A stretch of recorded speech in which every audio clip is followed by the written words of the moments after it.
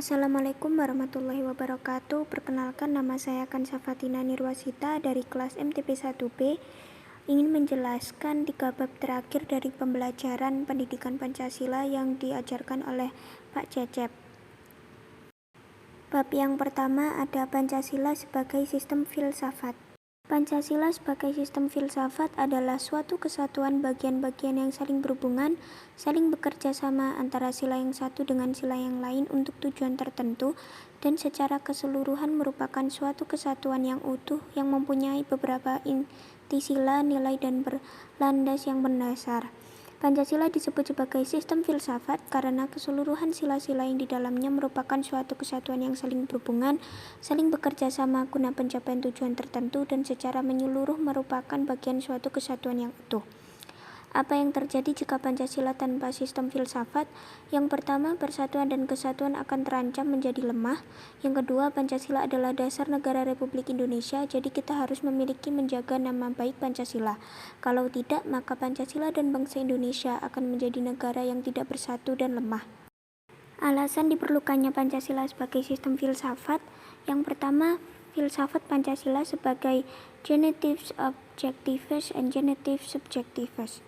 Pancasila sebagai genitive objectivus artinya nilai-nilai Pancasila dijadikan sebagai objek yang dicari landasan filosofinya berdasarkan sistem-sistem dan cabang-cabang filsafat yang berkembang di Barat. Misalnya, Notonagoro menganalisis nilai-nilai Pancasila berdasarkan pendekatan substansialistik filsafat Aristoteles sebagaimana yang terdapat dalam karyanya yang berjudul Pancasila Ilmiah Populer. Adapun diajarkan menyoroti nilai-nilai Pancasila dan pendekatan eksistensialisme religius sebagaimana yang diungkapkannya dalam tulisan berjudul Pancasila dan Religi. Yang kedua, landasan ontologis filsafat Pancasila. Pancasila sebagai genitive subjectivus memerlukan kelandasan pijak filosofi yang kuat yang mencakup 3 dimensi, yaitu landasan ontologis, landasan epistemologis, dan landasan aksiologis. Pernahkah Anda mendengar istilah ontologi? Ontologi menurut Aristoteles merupakan cabang filsafat yang membahas tentang hakikat segala yang ada secara umum, sehingga dapat dibedakan dengan disiplin ilmu-ilmu yang membahas sesuatu secara khusus. Ontologi membahas tentang hakikat yang paling dalam dari sesuatu yang ada, yaitu unsur yang paling umum dan bersifat abstrak. Disebut juga dengan istilah substansi. Alasan yang ketiga, landasan epistemologis filsafat Pancasila. Pernahkah Anda mendengar istilah epistemologi? Istilah tersebut terkait dengan sarana dan sumber pengetahuan. Epistemologi adalah cabang filsafat pengetahuan yang membahas tentang sifat dasar pengetahuan, kemungkinan, lingkup, dan dasar umum pengetahuan. Epistemologi terkait dengan pengetahuan yang bersifat sui generis, berhubungan dengan sesuatu yang paling sederhana dan paling mendasar. Alasan yang keempat adalah landasan aksiologis Pancasila. Pernahkah Anda mendengar istilah aksiologi? Kalau belum pernah, maka satu hal yang perlu Anda ketahui bahwanya istilah aksiologis terkait dengan masalah nilai. The study of the theory of values is axiology menegaskan bahwa nilai itu merupakan kualitas yang tidak real karena nilai itu tidak ada untuk dirinya sendiri. Ia membutuhkan pengemban untuk berada. Mengapa Pancasila sebagai sistem filsafat itu penting bagi mahasiswa? Alasannya karena mata kuliah Pancasila pada tingkat perguruan tinggi menuntut mahasiswa untuk berpikir secara terbuka, kritis, sistematis, komprehensif, dan mendasar sebagaimana ciri-ciri pemikiran filsafat. Materi yang kedua adalah Pancasila sebagai sistem etika. Pancasila sebagai sistem etika adalah cabang filsafat yang dijabarkan dari sila-sila Pancasila untuk mengatur perilaku kehidupan bermasyarakat, berbangsa, dan bernegara di Indonesia. Oleh karena itu, di dalam ketiga Pancasila terkandung nilai-nilai ketuhanan, kemanusiaan, persatuan, kerakyatan, dan keadilan. Mengapa Pancasila sebagai sistem etika diperlukan dalam penyelenggaraan kehidupan bernegara? Pentingnya Pancasila sebagai sistem etika bagi bangsa Indonesia ialah menjadi rambu normatif untuk mengatur perilaku, kehidupan bermasyarakat, berbangsa, dan bernegara di Indonesia.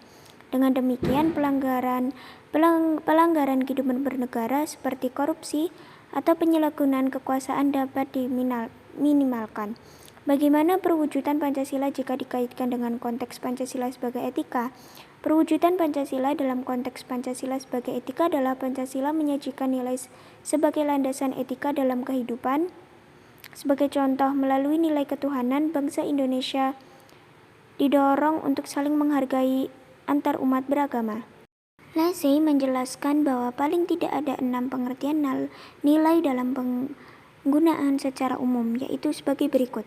Yang pertama, sesuatu yang fundamental yang dicari orang sepanjang hidupnya. Yang kedua, suatu kualitas atau tindakan yang berharga, kebaikan, makna, atau pemenuhan karakter untuk kehidupan seseorang. Yang ketiga, suatu kualitas atau tindakan sebagian membentuk identitas seseorang sebagai pengevaluasian diri, penginterpretasian diri, dan pembentukan diri. Yang keempat, suatu kriteria fundamental bagi seseorang untuk memilih suatu yang baik di antara berbagai kemungkinan tindakan. Yang kelima, suatu standar yang fundamental yang dipegang oleh seseorang ketika bertingkah laku bagi dirinya dan orang lain.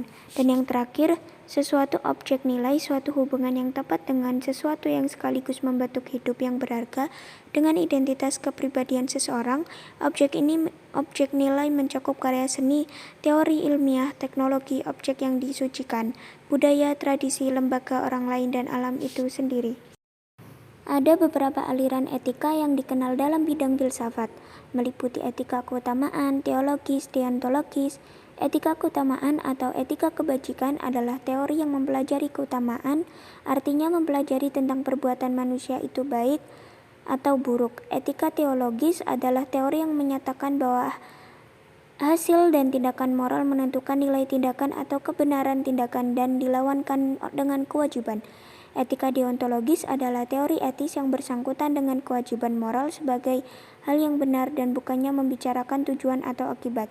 Etika Pancasila adalah cabang filsafat yang dijabarkan dari sila-sila Pancasila untuk mengatur perilaku kehidupan bermasyarakat, berbangsa, dan bernegara di Indonesia.